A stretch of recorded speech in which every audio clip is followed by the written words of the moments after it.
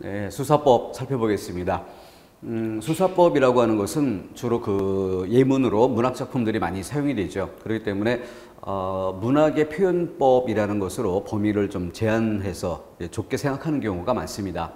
하지만 그 기출문제들을 쭉 정리를 해보면은 문학을 예문으로 쓰지 않고 실용적인 글에서도 예문을 사용해서 출제하는 이런 경우들이 의외로 많이 사용되고 있다는 점을 볼 수 있고, 따라서 수사법은 좀 더 시야를 넓혀서 문장 표현 방법, 문장 서술 방법, 이것의 연장선에서 이해를 해야 될 것 같습니다. 우선 그 비유법 먼저 살펴볼 건데, 수사법 전체 개념을 효과적인 의미 전달을 위한 문장의 표현 기교다. 문장의 표현 기교. 그러니까 문학이 아니라 또 문학만이 아니라 실용문에도 쓸 수 있는 어떤 글이든 글에는 사용 가능한 것이라고 넓게 생각해야 되겠고요. 효과적인 의미 전달을 위해서 상대방에게 전달하기 위한 목적을 띠고 이 문장 표현 방법을 사용하게 되는 것이죠. 그래서 효과적으로 의미를 전달한다라고 하는 것은 의미를 잘 전달한다 이런 뜻이 되겠고, 이건 바꿔 이야기하면 의미를 강조한다. 따라서 수사법의 하위 개념으로 비유, 변화, 강조, 그래서 이 강조라는 항목이 따로 있긴 하지만 강조법만의 문제가 아니라 비유, 변화 이 모두가 다 의미를 강조하기 위한 목적에서 사용된다. 이렇게 이해를 해야 되겠습니다. 수사법은 곧 의미를 강조하는 표현 방법이다. 달리 이야기해서 의미를 잘 전달하는 것, 이 잘 전달한다는 것을 곧 의미를 강조한다. 이렇게 말할 수 있다는 거죠. 그것을 이뤄내는 가장 그 큰 줄기, 이걸 잡아볼 때 비유, 다른 것을 끌어들여서 빗대어 표현하는 이런 방법이 있고, 변화. 변화라고 하는 건 변화 이전에 균형, 질서, 보편, 이 베이스가 있어야 되는 거죠. 이것이 잘 형성되어 있을수록 변화란 부분이 효과를 띌 수 있을 겁니다. 균형과 질서가 전제되어 있지 않다라고 한다면 변화를 준다라고 해도 그 변화가 도드라져 보이지 못할 수 있겠죠. 그러니까 상대적으로 변화를 주는 부분만 집착할 것이 아니라 변화 이전 균형과 질서 이 부분이 충분히 전제되어 있을 때 변화를 주는 그 부분도 효과를 띌 수 있을 것입니다. 그 변화를 준 그 지점이 도드라져 보이고, 도드라져 보이는 것 자체가 효과적으로 의미를 전달할 수 있는 방식이 되고 의미를 강조하는 방법이 될 수 있는 거죠. 그렇다면 하위 개념으로 강조는 뭐냐? 바로 비유나 변화를 뺀 큰 줄기의 두 가지 영역인데요. 이 두 개를 뺀 나머지 그 이외에 기타라는 항목으로 묶어 놓은 것, 이렇게 이해해 주면 될 것입니다. 따라서 이 강조법이라는 건 뭐 힘주어 말한다 등등 여러 가지 설명하는 그런 용어들이 있긴 하지만 그 설명의 방식들이 딱 떨어지게 이 강조라는 부분을 설명해 내기 어렵습니다. 그것은 앞서 이야기했던 것처럼 비유나 변화라는 큰 줄기를 뺀 그 이외의 나머지들, 자투리들, 이걸 모아낸 것이기 때문에 그 강조법에 드는 하위 항목들을 보면 그 성격들이 많이 차이가 있어요. 그러니까 다양한 그 차이점들을 모두 묶어서 공통적으로 묶어 세우기 위한 설명, 이게 쉽지 않다는 것이죠. 그러니까 비유나 변화 그 이외의 나머지들을 강조법이라는 항목으로, 그러니까 기타란 용어를 쓰는 것과 같은 셈이죠. 그렇게 모아준 항목이다. 이렇게 이해해 주면 좋을 것 같습니다. 다음 세 방목 보도록 하죠. 다음 시조에 쓰인 수사법이 올바르게 묶인 것에서 구름빛도 가라앉고 섬들도 그림진다 등등 해서 어디서 살진 반달이 함을 따라 웃는고, 이 마지막 부분에 그 표현법이 집중되어 있는데 문장을 요약해 보면 어디서 살진 반달이, 달이 이렇게 주어가 되고 있고, 함을 따라 웃는고, 함을 따라 웃는가. 따라서 달이 웃는가, 여기 초점을 두어 볼 때 가장 쉽게 의인법, 달을 대상으로 해서 웃는다. 사람만이 가지는 속성이죠. 이걸 이용했기 때문에 의인법이라는 점이 가장 쉽게 파악이 될 거예요. 그럼 의인법을 먼저 파악해서 그 답의 범위를 1, 3번 정도로 요약을 하고, 그리고 영탄법과 서리법 두 개가 남게 되는데, 그럼 이것을 어떻게 구별할 것인가 해서 역시 똑같은 지점, 달이 함을 따라 웃는 거. 지금 바닷가로 배가 나아가고 있는 그런 과정에서 배가 나아갈수록 주변 풍경이 뒤로 물러나면서 변화되는 그런 모습, 또 그 주변의 풍경, 그것을 그려가는 그런 장면이죠. 이때 초점이 되는 것은 달이 웃다. 여기에 웃는 고란 부분. 그래서 이 영턴법과 서리법을 구별하는 데 있어서 가장 중요한 것은 표현 과정, 이것과 전달 목적. 따라서 전달 목적은 모든 수사법이 그러하듯이 내가 표현하고자 하는 그 의미를 잘 전달하기 위한 이런 목적이죠. 의미를 잘 전달한다. 그걸 달리 이야기해서 의미를 강조한다. 영턴법도 그러하고 서리법도 그런 것입니다. 따라서 표현 과정에서 어떤 방법을 썼는가라고 할 때 감탄의 방식으로 의미를 강조하는 이런 방법과 의문의 형식을 이용해서 의미를 강조하는 이렇게 나누어 볼 수 있죠. 따라서 영턴법과 서리법은 결국 그 표현 과정에서 감탄문의 형식을 이용하는가 아니면 의문문의 형식을 이용하는가. 만약에 그 의미를 강조하기 위해 표현했기 때문에 이것은 무엇이다 이렇게 말한다는 것은 둘 다 똑같기 때문에 사실은 구별될 수 있는 지점이 아니라는 거죠. 그러니까 의미를 강조하는 것은 둘 다의 전달 목적이 되는 것이고 표현 과정에서의 차이점, 감탄의 형식을 이용하는가 의문의 형식을 이용하는가 이것으로 구별을 해야 되는 것이죠. 자, 그렇기 때문에 웃는 고라고 할 때 웃는 가에서 어미의 형태는 의문의 형식인 것이고 의문의 형식을 이용해서 의미 강조의 목적을 기대하는 이런 표현 방법이기 때문에 이것은 서리법이라고 보는 게 더 타당하겠죠. 근데 영턴법으로 답을 하는 그런 견해가 나올 수도 있는데 그것은 이 목적 부분 의미를 강조하기 위해 쓴 것이기 때문에 의문의 형식을 썼지만 의미를 강조하는 것이기 때문에 영턴법이다 라고 이야기한다면 그러면은 서리법은 의문을 목적에 둘 때 서리법인가 라는 지점을 비교 대조해 보는 게 필요할 수 있습니다. 그래서 가장 명확하게 나눌 수 있는 부분이 바로 표현 과정상의 특징, 그러니까 방법의 문제와 목적 이 둘을 연결지어 보면 답의 방향을 나누는데 혼란은 없을 것입니다. 여러 가지 책을 쭉 살펴보면은 답을 좀 다르게 설명하는 그런 경우도 있고 해서 굳이 들어봤던 의문이고요. 지금 설명드렸던 것처럼 표현 과정에서 어떤 방법을 사용했는지 그리고 전달 목적은 무엇인지 이 구도를 나눠서 본다면은 혼란 없이 깔끔하게 정리해 볼 수 있을 것입니다. 자, 다음 비유. 유추. 유추는 그 글의 전개 방식에서 다뤘던 내용이죠. 그래서 설명문의 설명의 방법, 논설문의 논증의 방법. 그것처럼 이 수사법의 범위 안에도 앞에 다루었던 그것과 본질적으로 같은 부분입니다. 다른 범주의 것을 끌어들여 빗대어 표현한다. 다른 범주의 것, 이것이 비유의 본질입니다. 비유에 전제되는 원리가 유추이고 유추란 말 나오면 항상 다른 범주, 유사성, 다른 범주, 유사성 두 말이 바로 따라 나올 수 있어야 되겠죠. 그래서 보조관념을 통해서 원관념을 전달하는데 앞서 설명문에서도 한번 다뤄본 바 있었죠. 왜 다른 범주의 것을 끌어들이는가?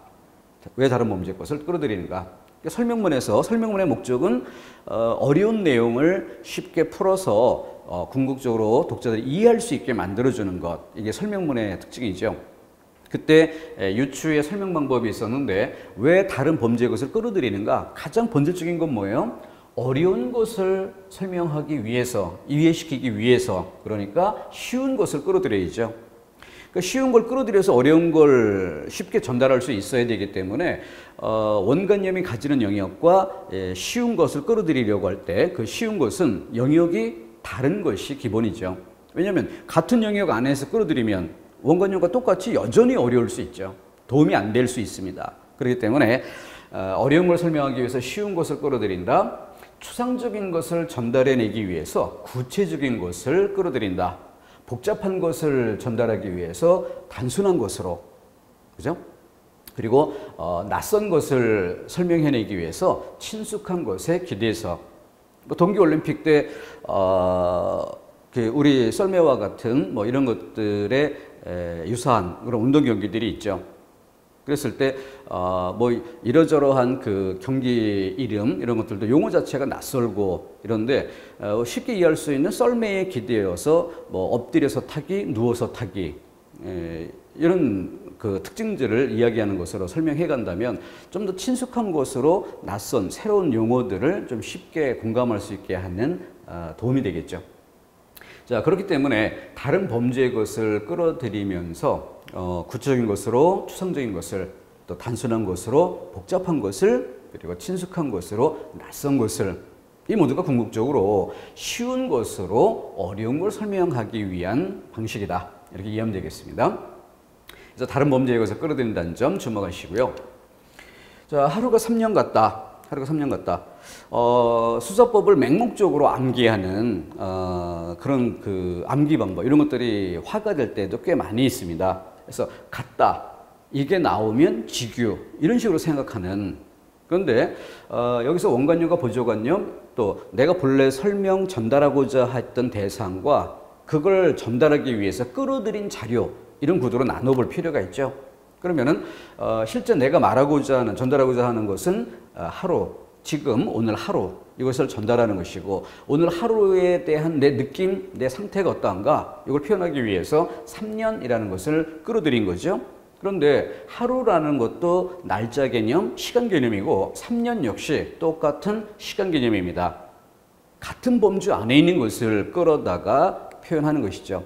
그렇기 때문에 같다라는 부분이 있지만 이 같다의 기대어 직유라고 보는 것이 아니라 이것은 같은 시간 개념 안에서 실제로는 하루인데 그것을 3년이라는 좀 더 양적으로 많은 것을 끌어들여서 이야기하는 이런 방식이죠. 그러니까 이것은 같은 범위 안에서 부풀려 표현한 방법 이렇게 이해를 해야죠. 그러니까 이것은 과장법이 되는 것이지 직유가 아닌 것입니다. 예, 같다에만 초점을 두고 답하는 이런 식의 암기 방식은 좋지 않습니다. 그래서 어디든 본질적 개념이 필요하다는 점 다시 확인토록 하고요. 자, 그러면은 비유의 범위 내에서 직유와 은유, 직유, 은유. 그러면은 직접적으로 비유한다, 뭐 간접적으로 비유한다 이렇게 얘기할 수도 있겠고. 자, 그림을 그려서 표시를 했는데요. 지금 두 개의 동그라미가 좀 멀리 떨어져 있죠. 그러니까 끌어들인 원관념, 내가 본래 전달하고자 하는 것과 이걸 전달하기 위해서 끌어들인 자료 이 둘의 관계인데 이렇게 겹치는 부분이 적어요. 그러니까 직유라는 것은 이렇게 부분적인 동일성을 이용한다. 말이 좀 어려울 수 있는데 그림을 통해서 이해하세요. 원관념 중에 내가 설명하는데 가장 초점이 될 만한 그 부분만을 아주 강렬한 인상으로 전달하기 위해서 보조관념을 끌어들였습니다. 그 보조관념을 통해서 원관념을 전달할 때 이 겹치는 부분이 이렇게 좁아요. 부분적인 그런 성질만 이용하는 겁니다. 그것만으로 원관념에서 내가 말하고자 했던 그 포인트를 아주 강렬한 인상을 줄 수 있게 이렇게 표현하는 것을 직유라고 이야기합니다. 은유는 그와 달리 전면적인 동일성, 이 두 개의 동그라미가 거의 겹쳐 있죠. 그러니까 보조관념이 가지고 있는 그 내적 성질이 5가지가 있다. 그러면은 직유는 그 5가지 중 아주 강렬한 인상을 줄 수 있는 한 가지 성질만 이용하는 이런 표현법이라면 은유는 보조관념이 5가지를 가지고 있다면 그 5가지 모두를 활용하는 것이 은유다.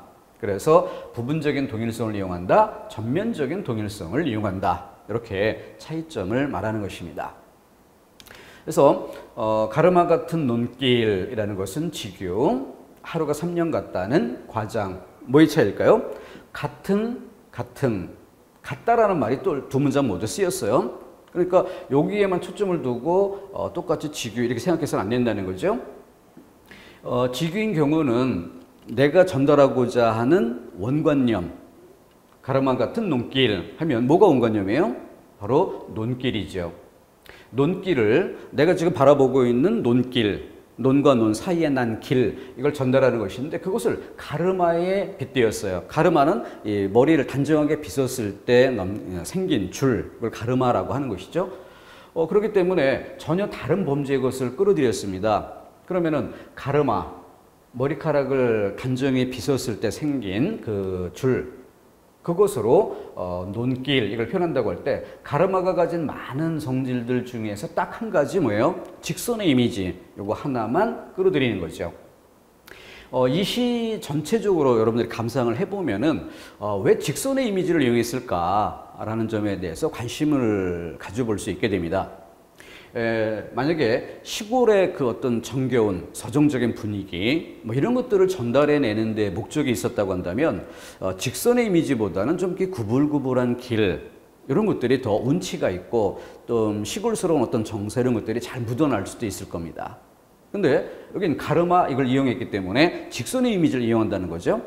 그럼 왜 직선의 이미지를 이용했을까? 이 점을 잘 살펴보고 작품 전체의 흐름을 살펴보면은 바로 내가 내 소유의 땅을 가지고 농사 짓는 그 삶의 어떤 풍요로움 그리고 행복함 이걸 표현하는 것이 목적이지 어떤 전원의 서정성 이런 것들이 있지 않다는 것을 알 수 있게 됩니다. 내가 내 땅을 가지고 농사 지을 때 그 만족감 그러다 보니까 직선의 이미지가 어떤 역할을 할까요? 바로 논길을 직선으로 표현했기 때문에 직선의 논길 옆에 노는 테두리가 직선일까 아니면 구불구불할까? 논길이 직선인 것처럼 주변의 논도 직선에 네모 반듯한 이런 논이 연상될 수 있을 겁니다. 그렇다고 한다면 비교를 해보죠. 이를테면은 뭐 그 다랑이 논이라는 그런 것들이 있는데 이 언덕진 이런 그 땅에 중간중간 뭐 돌이나 흙을 쌓아 올려서 계단식으로 만들고 그 위에 약간의 좁은 평평해진 이런 공간을 이용해서 논을 만들고 거기서 농사를 짓는 이런 경우가 있습니다. 계단식 논, 그죠? 그런데 직선의 논길 이걸 생각한다면은 그 주변의 논의 모양이 어떨까 이런 걸 생각한다면은 아주 넓은 평야지대에 네모 반듯반듯한 논들이 쭉 펼쳐진 이런 장면이 떠오르지 계단식 논이 떠오르지는 않을 거예요. 그러면 또 다른 시각으로 보면은 비가 오든 안 오든 저수지와 관계 시설 이런 걸 통해서 농사를 지을 수 있는 곳이 있고 저수지나 이런 관계 시설이 어렵기 때문에 비가 와야만 그 빗물에 기대어 농사 지을 수 있는 이런 두 가지 땅이 있다. 그러면 이 직선의 이미지를 이용한 것은 어떤 느낌이 들까요? 바로 논만 반듯반듯한 것이 아니라 논과 논 사이에 물이 흐를 수 있는 그 골이 만들어져 있고 저수지로부터 물을 끌어들일 수 있는 언제든지 관계 시설이 준비가 되어 있는 이런 땅이 떠오를 수 있을 겁니다. 바로 그런 모습이 됐을 때 똑같은 한 알의 곡식을 심어도 한 알의 씨앗을 심어도 그 소출이 더 많을 수 있는 그래서 관계 시설도 잘 돼 있고 또 비료나 뭐 퇴비 이런 것들도 많이 주고 준비하고 그래서 어떤 그 토양이 질이 잘 가꿔진 그런 비옥한 토양 이런 걸 떠올릴 수 있게 되는 거죠. 바로 그렇기 때문에 그 풍요로움 이런 이미지를 끌어내기 위해서 직선의 이미지를 이용하는 것이다.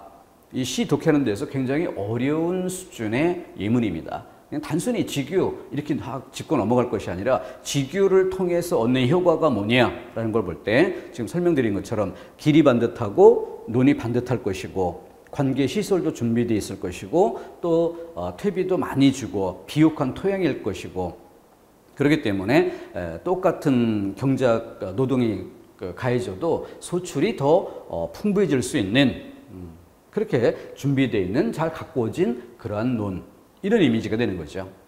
그래서 풍요로움을 드러낼 수 있게 되는 겁니다. 여기는 앞서 이야기했던 것처럼 하루, 3년 같은 시간 개념이라는 거죠. 다른 범주를 끌어들인 게 아니었어요. 그렇기 때문에 기본적으로 비유가 아니었고 과장법에 해당하는 것이다. 차이점, 부풀려, 늘려서 표현한 거죠. 자, 그러면 직유와 달리 은유는 어떤가? 내 마음은 호수요. 이걸 가지고 보도록 하죠. 전면적 동일성, 보조관념의 모든 성질을 활용하는 것이다. 라는 점을 주목해야겠습니다. 그래서 그 부분적인 동일성을 이용하는 직유는 단순하다. 그러면서 대신 강렬함, 이 직선의 강렬한 이미지, 이것이 활용 목적이었다고 한다면 은유의 경우는 보조관념의 모든 성질을 통해서 원관념을 이렇게 전달할 수 있기 때문에 한번 은유가 성립되면 그 이후 시상 전개, 글의 전개 이런 부분은 상당한 분량을 원관념 빼고 보조관념만 가지고 글을 전개해도 무슨 얘기를 하는 것인지를 필자 의도를 충분히 알 수 있게 하는 이런 효과가 있는 것이죠. 자, 그렇기 때문에 보조건전만으로도 시장 전개가 가능해질 정도로 그렇게 풍부한 의미를 이용할 수 있다. 네, 이 시는 실제 4개의 연으로 구성되어 있는, 그래서 내 마음은 호수요 이렇게 은유로 출발하는 이 한 개 연이 있고, 뒤에 이어지는 부분에도 이와 유사하게 또 내 마음을 다른 것에 빗대어 표현하는 이런 것들이 이어집니다. 그런데 제가 생각하기에 다른 연에서 사용하는 비유에 비해서 이 첫 번째 연이 가장 뛰어나다, 이런 생각을 하는데, 그 이유는 상대를 향하는 내 마음의 상태를 호수라는 물의 이미지를 이용해서 표현을 했기 때문에 훨씬 더 풍부하고 또 전달하고자 하는 그 의미를 많이 담아내고 있다. 그런 점에서 이 첫 번째 연이 가장 훌륭하다 이렇게 보고 있습니다. 내용을 한번 살펴볼게요. 내 마음은 호수요. 첫 번째 행이 은유를 보여주는 내 마음은 호수다. 내 마음과 호수 전혀 다른 영역의 것이죠. 그러니까 다른 영역의 것을 끌어들였는데 연결고리를 노출하지 않은 내 마음은 호수 같다, 호수처럼 이렇게 연결고리를 노출하지 않았어요. 연결고리를 노출한 직유를 사용한다면 호수가 가지는 여러 가지 성질들 중 어느 강렬한 한 가지 이미지만 이용하게 될 겁니다. 이를테면 호수처럼 고요한 내 마음 이렇게 표현할 때 잔잔한 수면의 이미지 이런 한 가지만 이용하게 된다는 거죠.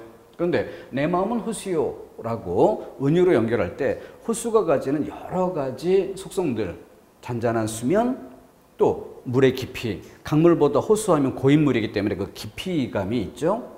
또 배가 지나갈 때 물이 갈라지는 그 물의 속성, 그리고 푸른색 이런 색감도 사용할 수 있고, 물의 부력, 나무 토막을 던져 놓으면 나무 토막이 물 위에 뜨는, 그러니까 배가 지나간다는 내용을 담을 때 그 배를 물이기 때문에 떠받쳐 주는 이런 속성, 이런 모든 것들을 다 활용할 수 있다는 거죠. 그곳으로 그대로 내 마음을 전달해내는 것입니다. 그러니까 잔잔한 수면, 이런 속성에 기대면 내 마음 또한 차분한, 잔잔해진, 고요한 이런 마음의 상태를 전달할 수 있을 것이고, 물의 깊이, 깊은 그 물의 호수의 깊이, 이것은 역시 내 마음의 깊이가 되는 거죠. 그러니까 어떤 것이든 다 수용해 줄 수 있는 넓은 그 깊이 있는 포용력, 이걸 전달해 줄 수 있고, 갈라진 파도, 배가 지나가면은 물살은 갈라지죠. 그럼 내 마음도 갈라지는 겁니다. 그러니까 이런 부분이 바로 내 마음의 상처, 이런 것들을 표현해낼 수 있는 거죠. 근데 이런 부분만 나타냈다면, 파도나 갈라진 물살로 내 마음의 상처 이렇게 나타내고 말았다면, 그 한 가지만 드러내면 이 강렬하게 전달된 한 가지로 끝나버릴 거예요. 그런데 은유를 썼기 때문에 전체적으로 호수라는 또 물이라는 이런 성질을 전면적으로 활용할 수 있게 되는 거죠. 그러니까 배가 지나가면서 물살을 갈라놓으면 바로 그 부분을 통해서는 내가 상처받는, 내 마음이 찢어지는 이런 장면을, 느낌을 표현해낼 수 있을 겁니다. 근데 동시에 또한 물이기 때문에 그 배가 물살을 가르고 지나간 이후 얼마간의 시간 동안에는 그 갈라진 파도가 남겠지만, 좀 더 시간이 흐르면 어떻게 돼요? 바로 원래 상태의 호수의 수면 되돌아가겠죠. 그러니까 이 상처라고 하는 것도 바로 그런 느낌으로, 그러니까 상대방에 의해서 어떤 상대의 말 한마디에 내가 상처를 받는다, 가슴이 찢어지는 그런 느낌을 받는다라고 하더라도 영원토록 남는 그런 상처가 아니라 시간이 좀 지나면 언제 그랬느냐는 듯 사라지는 물처럼 본래의 모습으로 되돌아갈 수 있는 그런 정도의 상처, 이런 느낌으로 받고 이해할 수 있게 되죠. 푸른색 물결로 희망에 찬 모습으로, 또 물의 부력, 호수가 배를 떠받드는 그런 것처럼 내 마음이 바로 그대를 떠받드는 그런 그대를 향한 헌신적인 태도, 이런 것들을 모두 드러낼 수 있다는 것이죠. 그래서 내 마음은 호수요. 내 마음은 호수요. 은유만 성립을 시켰죠. 두 번째, 그대 너 저 오. 그럼 내 마음으로 들어오라는 거죠. 그럼 호수라는 내 마음에 그대가 들어오면 그 과정에서 항해를 할 것이고, 항해를 하는 과정에서 나는 그대의 배가 안전할 수 있게 떠받들고 부력으로 받쳐주고, 하지만 그대는 내 마음을 헤집고 간다는 거죠. 그런 곳에 나는 상처받을 수도 있어요. 하지만 그 상처로만 끝나는 것이 아니라 이내 내 마음은 호수처럼 또 본래의 모습으로 되돌아갈 것이고, 그러니까 그 상처는 그렇게 큰 그런 상처는 아닌 게 되는 거죠. 잔잔한 상처쯤이 될 것입니다.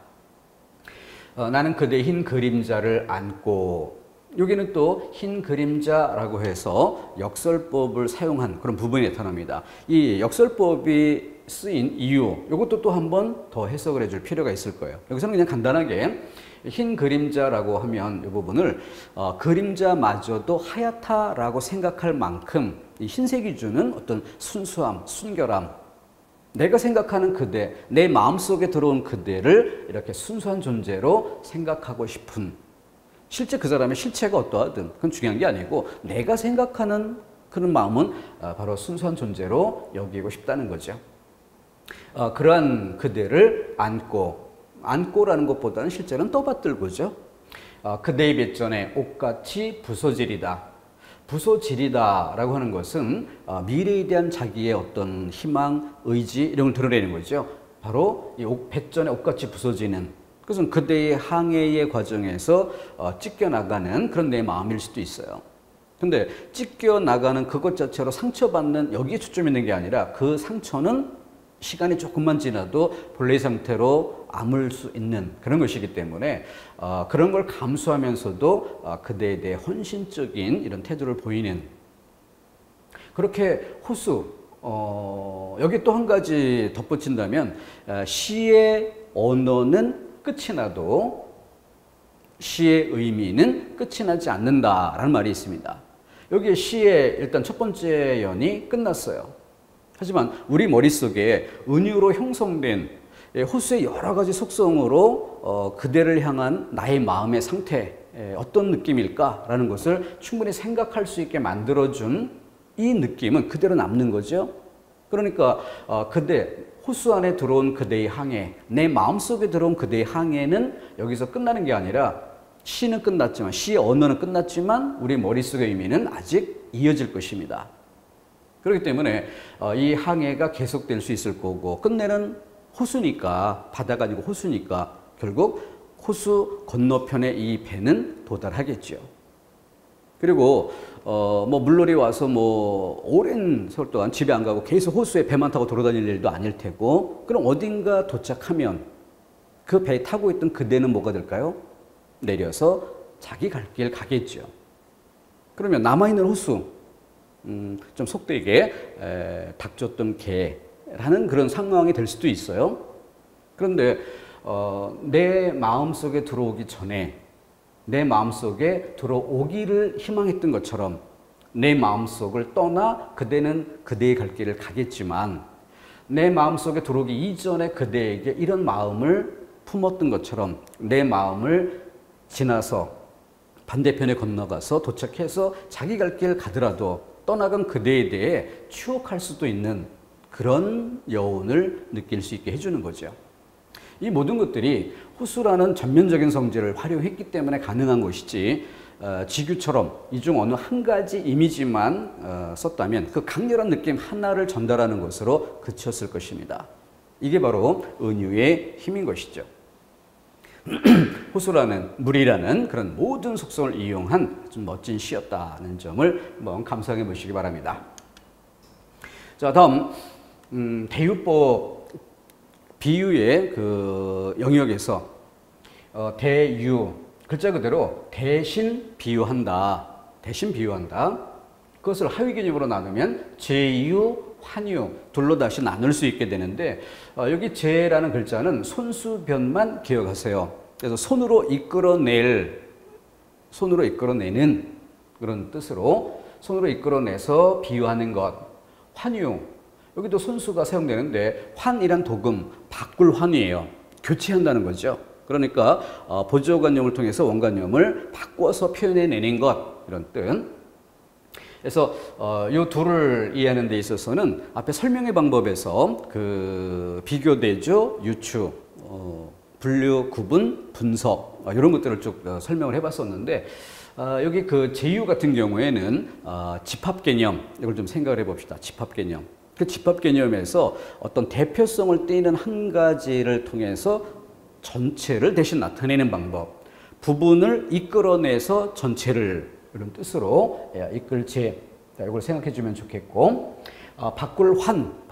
이것은 분석의 설명 방법과 연결지어 구조라는 걸 좀 생각해 보면 좋겠어요. 근데 이건 다시 두 가지 모습으로 좀 나누는 게 필요한데, 하나는 주변의 것으로 주인을 이라는 한 가지 방향과 주변의 것으로 주인을, 또 한 가지는 그 구조의 내부의 특징, 성질 이런 것들이 있는데 그 내적 속성 또는 어떤 물리적인 한 부분 이런 것들로서 전체를 대신 나타내는, 부분으로 전체를 대신 나타낸다는 점에서는 제유와도 좀 유사한 그런 점이 있는데, 그래서 제유는 좀 집합적 성격의 것 이렇게 좀 구별짓고, 환유는 부분으로 전체를 나타나더라도 그 부분이 물리적인 부분이거나 어떤 부분적인 특성이거나 속성이거나 이런 것들을 이용하는 것이지 특징적인 어떤 부분이지 어떤 집합에서의 한 부분, 원소 이렇게 생각하지는 말아야겠습니다.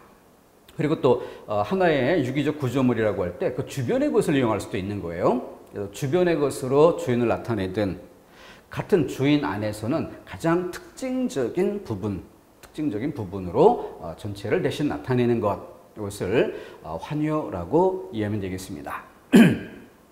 자, 환유의 지칭성에서 여기는 그 확대 지칭과 축소 지칭이라는 것을 견주어 보도록 하는데요.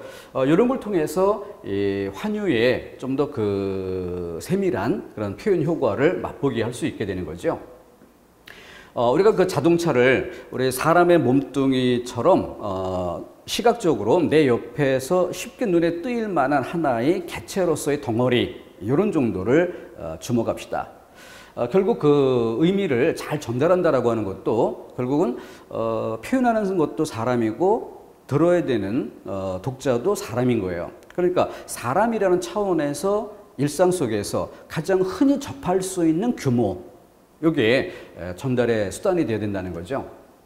그래서 실제로는 차종이라는 훨씬 더 상상하기 어려운 그 거대한 영역, 어떤 이를테면 우리나라 뭐 차 많은 것 중에 예를 들어서 뭐 현대차, 기아차 이렇게 어떤 기업의 것으로 그 기업의 모든 것, 아니면은 뭐 모델별로 뭐 그랜저, 소나타 뭐 등등 이렇게 이야기하는 그 모델 이런 것 전체. 그러니까 이거는 내가 눈으로 볼 수 있는 그런 범위 안에 다 들어오지 않을 거예요. 그런 거대한 것을 표현하는 게 목적입니다. 그런데도 그것을 일단 내 눈에 제일 쉽게 뜨이는 내 옆에 있는 차 한 대, 이걸 도구로 해서 전달해 낸다는 거죠. 자, 근데 여기는 실제로 전달하고자 하는 것이 그 차를 이루고 있는, 보통 뭐 차 한 대 만드는데 2만 개 부품이 사용된다고 하는데 그 2만 개 부품 중에 어느 하나, 아니면은 그 정도는 아니어도 엔진이 됐든 바퀴가 됐든 어느 부분 하나, 이걸 나타내는 것이 목적이에요. 근데도 그 차 속에 들어있는 어느 부분 하나를 얘기하는 게 목적이지만 전달의 도구로는 일단 눈에 띄는 차 한 대 그 자체를 이용한다는 거죠. 인간적인 규모, 이렇게 생각해 두면 될 것입니다. 눈에 제일 쉽게 띄는 일상적인 규모, 인간적인 규모, 이렇게. 그래서 자동차 한 대, 이걸 통해서 이렇게 상상 속에 들어올 수 있는, 눈에 다 들어올 수도 없는, 일단 현대차라고 할 때 현대차가 지금 내 눈앞에 다 들어오겠습니까? 내 눈에 보이지 않는 다른 도시에도 있겠고 다른 나라에도 있겠죠. 근데 그 모든 것을 나타내는 게 목적이다. 근데 도구로는 일단 내 눈에 뜨인 내 옆에 있는 차 한 대, 이걸 도구로 쓴다는 거죠. 그게 쉬우니까, 인간적인 규모니까, 일상적인 규모니까. 그래서 확대 지칭이 된다.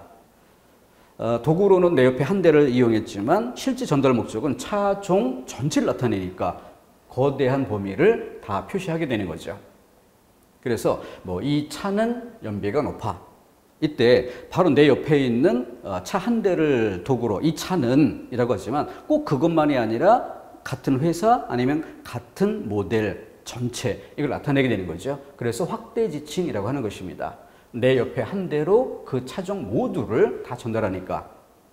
또 반대로 이 차에 기름 좀 칠했지, 라고 하는 것, 기름칠하다라고 하는 건 좀 수리하다의 의미로 봅시다. 그렇다고 한다면 자동차를 수리했다라고 할 때 바퀴를 수리했든 엔진의 어떤 부분을 수리했든 어떤 부분을 수리했을 거예요. 근데 그 부분을 딱 꼬집어 말하는 것만이 아니라 일단 내 옆에 쉽게 눈에 띄는 이 차 기름 좀 칠했다라고 해서 수리했다.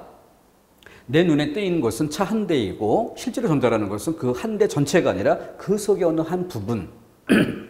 그러니까 축소해서 지칭하는 것, 큰 것으로 그 속에 들어있는 작은 것을 말하는 것. 이게 바로 환유의 지칭성입니다. 그 방향을 견줘보자라는 뜻이고요. 자, 아버지께서 약주를 드셨다. 아버지께서 약주를 드셨다. 익숙한, 거의 뭐 그 어떤 책에서도 가장 기본으로 많이 사용되는 친숙한 그런 예문이죠. 여기서는 여러분들에게 똑같은 그 속성을 좀 더 우리 일상적인 표현으로 하나만 연결 지어보자. 그랬을 때 응용 능력이 생겨요.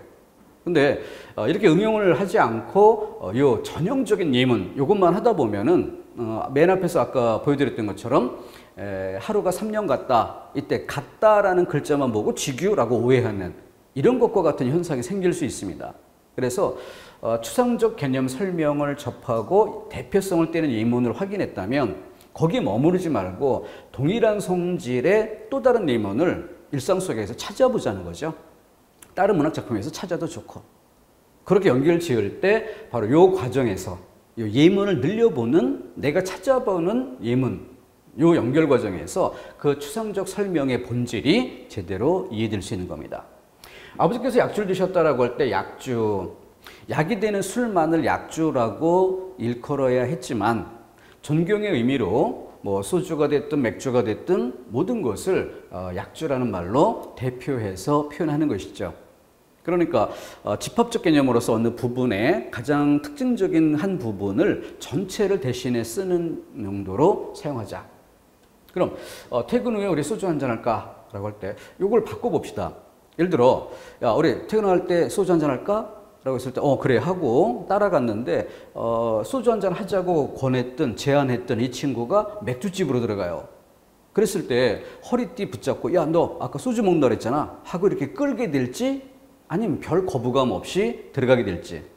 별 거부감 없이 들어갔다면 여기서의 소주는 꼭 소주만을 뜻하는 것이 아니라 소주, 맥주 등등 어떤 것이든 술이라는 것을 대표로 표현하는 것이다 라고 인정할 수 있죠. 반대로 뒤집어 봅시다. 반대로 야 우리 맥주 한잔 할까? 이렇게 얘기하고 소주집으로 간다면 어떤 느낌일까? 물론 이제 그런 것도 약간 아까 맥주 먹는다고 했잖아 라는 얘기를 하고 싶은 느낌이 살지도 몰라요. 근데 소주나 맥주에 비해서 야 우리 막걸리 한잔 할까? 이렇게 했을 때는 어때요? 그때는 조금 전에 예를 들었던 것처럼 소주나 맥주를 얘기했을 때와는 달리 확실하게 막걸리 그것만을 기대할 겁니다. 우리 와인 한잔 할까? 그럼 당연히 와인을 생각하지 소주나 맥주 마실 걸 생각하지는 않게 되겠죠. 그러면 이렇게 견주어 때 소주나 맥주는 그래도 술을 대표로 나타내는 그런 대유법이다. 이렇게 인정할 수 있지만 막걸리나 와인 이런 용어를 쓴다면 그때는 그렇게 대표하는 역할이 좀 약하다. 차이점을 볼 수 있을 겁니다. 그래서 약주를 드셨다는 요 예문을 일상 속에서 한번 짝을 지어보면 그런 것들의 효과를 충분히 알 수 있을 것이고 백의의 천사 나이팅게일 해서 흰옷 입은 천사. 근데 천사라는 말과 연결됐으니까 그렇지 않고 그냥 흰옷 이것만 또 얘기하다 보면 우리 한민족을 말하나 뭐 이런 느낌을 들 수도 있죠. 그래서 어느 정도의 문맥의 범위 이런 것들로 제한될 필요는 있습니다.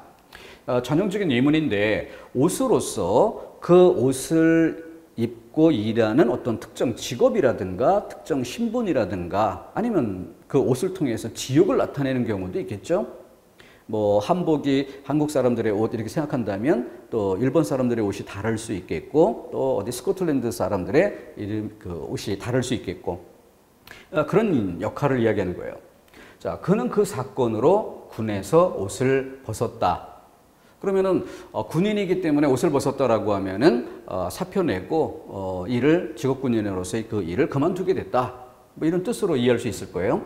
근데 이런 경우에 그래도 군복을 입는 그런 형태는 아니지만 사복을 입고 다 사는 많은 현대의 직업인들이 있지만 그 중에서도 공직에 있는 국가 공무원이 그 사건으로 옷을 벗었다라고 하면은 그래도 좀 감이 좀 통하는데 공무원에 비해서 좀 더 사기업으로 넘어오면 어떤 사건에 책임을 지고 옷을 벗었다라고 했을 때 그 공감이 된 느낌이 조금씩 멀어져 가는 걸 느낄 수 있습니다.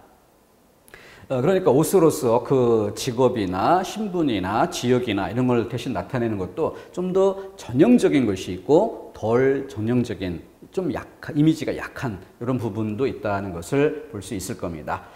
예문을 같은 성질의 것을 좀 더 일상적인 예문으로 아니면 문학작품이어도 책에 기본서에 설명되어 있었던 예문 말고 내가 찾아서 넣어보는 이런 예문 하나 이렇게 추가해 주는 것이 곧 개념을 충실하게 이해하는 과정이다. 이렇게 생각해 주면 좋겠습니다. 붓은 칼보다 강하다. 여기서 말하는 붓, 그것은 붓 자체를 얘기하는 게 아니라 붓은 그 연장선에서 뭐가 돼요? 글을 쓰겠죠. 그러니까 이것은 어떤 그 글의 힘 이런 정도를 받고 이해해야 될 것이고 칼이라고 하는 것은 칼이라는 도구뿐만이 아니라 이것을 넓혀서 무력이라는 것 전체로 대신 나타내야 되겠죠. 문필력이 무력보다도 오히려 더 강하다. 그럴 때도 있다라는 거죠. 슈퍼마켓에 가서 아저씨 순창 하나 주세요라고 이야기한다면 이 순창이라는 지역명은 널리 알려진 바대로 뭐 고추장, 순창산 고추장 이런 것으로 이해를 하겠죠. 또 잊지 말자 6.25라고 했을 때 6.25라는 6월 25일이라는 특징적인 날짜 이것으로 또 미국인 같으면 뭐 9.11 뭐 이런 부분들이 아주 인상적인 9월 11일이라는 숫자만 봐도 날짜만 봐도 떠오르는 과거 역사 속의 어느 사건 이런 부분들이 바로 떠오를 거예요. 그와 같이 어떤 관련되어 있는 주변의 것 중 가장 인상적인 것으로 그 주인을 대신 나타내는 그래서 그 연결된 속성이 있기 때문에 물리적인 부분으로서 전체를 나타내는 이런 방식도 있지만 이렇게 지역으로 그 지역에서의 생산품을 대신 나타내는 또 날짜로 그 날짜에 있었던 사건을 대신하는 것으로 어쩌면 예문을 이렇게 동그라미 하나, 동그라미 둘, 동그라미 셋 난이도 면에서 이렇게 생각해 볼 수도 있을 것입니다. 그러면 우리가 이런 예문만 쓴다면 책에 있었던 예문 하나 암기하는 이런 정도만으로 연습을 끝낸다면 그것은 암기인 것이지 그 개념의 본질적 속성을 모두 이해했다라고 보기 어려울 수 있을 거예요. 예문을 늘리다 보면은 구체적인 것에서 좀 더 추상적인 것으로 단순한 것에서 좀 더 복잡한 것으로 이렇게 예문들이 늘어나면서 이 과정에서 이해의 정도도 이해의 수준도 점차 높아져 가고 넓어져 갈 겁니다. 그렇기 때문에 기본 개념 읽고 원리를 좀 최대한 이해해 보려고 하고 전형적인 예문을 이용해서 그 표현 효과 이것을 맛보기 하고 그 수사법을 쓴 만큼 정말 효과가 발생했는지 더 좋아졌는지 쉽게 전달할 수 있었는지 풍부하게 전달할 수 있었는지를 보고 그 이해를 이렇게 늘려볼 때 우리의 이해력도 그만큼 커져간다는 것이죠. 그래서 예문의 다양성 이런 부분을 강조드립니다. 자, 여기 예문들 여러 가지를 연습 자료로 제시를 해봤는데요. 뭐 다양한 예문들에서 이미 참고서에 설명된 그런 것들이 있다면 거기선 반드시 표현 효과가 뭐냐, 그 수사의 종류를 사용해서 얻는 효과가 뭐냐, 이것을 꼭 맛보기 하도록 해야 되겠습니다. 소복한 매화는 한결같이 슬프게 서 있고 그래서 이 장면에 표현하는 실제 대상이 뭘까라고 할 때 매화나무를 이야기하고 있다. 두 번째 행에서는 눈물 머금은 초저녁 달, 그러면 달을 이야기하고 있다. 근데 그것을 표현하는 과정에서 소복했다라는 표현이 수사법으로 사용되어 있고 여기는 눈물을 머금었다라는 부분이 사용된 거죠. 기차가 숨을 가쁘게 쉬며 플랫폼으로 달려든다. 실제 전달하고자 하는 대상은 기차. 근데 그 기차를 표현하기 위해서 숨가쁘게 달려드는 모습. 이건 뭘까요? 바로 어떤 짐승 같은, 짐승이 막 달려드는, 거기에서 짐승이 달릴 때의 그 역동적인 느낌 강하게 와닿겠죠. 꼭 사람의 성질을 이용하는 그런 측면만은 아닙니다. 구름에 달 가듯. 그래서 간다라고 했을 때 이 동사가 주는 어떤 움직임 이런 것들이 느껴지지만 그 내용이 구름에 지나가는 달, 결국은 달의 움직임보다는 구름이 바람결에 흐르는 그 속도, 그러니까 흐르는지 아닌지, 이동하는지 아닌지 거의 느낄 수 없는, 그런데 얼마 동안 일정 시간을 두고 지켜봤을 때 구름에 이렇게 울퉁불퉁 뭐 튀어나온 부분에 달이 가리기도 하고 가려진 부분에서 빠져나오기도 하는 아주 천천히 움직이는 그런 느낌, 이런 정도겠죠. 그런 정도로 나그네를 표현하고 있기 때문에 이 시 속의 주인공, 등장인물인 나그네는 독자들로 하여금 어때요? 큰 그림 속에 걸어가는 어떤 주인공, 나그네가 있는데 이렇게 걸을 때 무릎을 굽혀서 들어 올리는 이런 동작이 보이는 정도의 걸어가는 느낌, 이게 아니라 어떤 귀신처럼 가만히 서 있는 듯한, 근데 오랫동안 지켜봐야 좀 이렇게 이동을 했다는 느낌을 받을 수 있는 그런 정도의 느낌. 귀신처럼 아주 천천히 걸어가는, 그러니까 물리적인 어떤 동작이 느껴지지는 않는 그런 정도의 느낌. 이것으로 나그네의 이동을 어떤 느낌으로 받아들여야 될지를 알 수 있을 겁니다. 민족과 인류를 저 역사의 함정으로부터 구해내야 한다. 민족과 인류를 구해내야 한다. 거기에 역사의 함정이라고 썼어요. 역사의 함정. 자, 이것이 어떤 표현 효과를 주는가, 이걸 점검해야겠고, 사람을 바지저고리로 하느냐라고 할 때 바지저고리. 이것은 그 대비를 해서 어떤 벼슬이 높은 지위에 올랐다면 그 높은 벼슬에 해당되는 모자 또는 옷, 그리고 또 허리에 두르는 띠에 어떤 신분상의 차이, 이런 것들이 있을 겁니다. 바지저고리란 그런 것이 하나도 없는, 바꿔 이야기하면 아무런 계급적 지위도 없는, 그러니까 뭐 평범한 사람이라고도 할 수 있지만 사실은 못난 사람이죠. 하층민, 무력한, 아무 권력도 없는 그런 사람으로 하느냐, 이런 뜻으로 이해를 해야 되겠죠. 자, 그렇게 해서 수사법 체크를 해보고 또 더 많은 예문들을 써서 같은 방식으로 연습을 해가면, 전에도 한번 그런 말씀을 드렸었는데, 어떤 용어가 있을 때 그 용어에 대한 설명이 되게 추상적인 이런 진술로 이루어지게 되는데, 이 추상적 진술은 그 용어 전체에 대해서 설명을 해주게 되죠. 여기서 항상 주의해야 될 게 뭐라고 했습니까? 바로 전형적인 대표성을 띠는 예. 전형적이고 대표성인 만큼 이것을 가장 잘 보여주기는 하지만 좀 반대의 시각으로 접근하면 뭐예요? 이 전체를 보여주지는 못한다. 또 더군다나 난이도 면에서 동그라미 하나, 둘, 셋 이런 층위를 놓고 본다면 이건 어쩌면 난이도 최하일 수도 있어요. 너무 뻔하니까.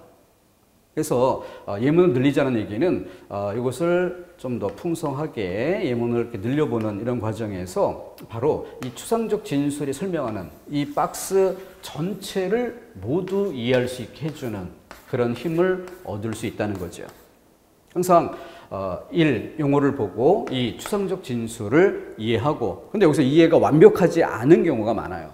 그리고 3. 대표성을 띠는 예를 살펴보게 되는데 3에서 그치면 안 된다는 거죠. 3을 매개로 다시 한번 이 부분을 다시 한번 확인해 주는, 그러니까 수사법 같으면 그 표현 효과가 과연 있었는지 이것을 챙기는 이런 과정이 있을 때 좀 더 이 빈틈을 채워서 이해하는 이런 효과를 얻을 수 있게 되는 거죠. 이것을 소홀히 해서는 안 될 것입니다. 일단은 짚고 끊었다가 나머지 다른 항목도 더 살펴보겠습니다.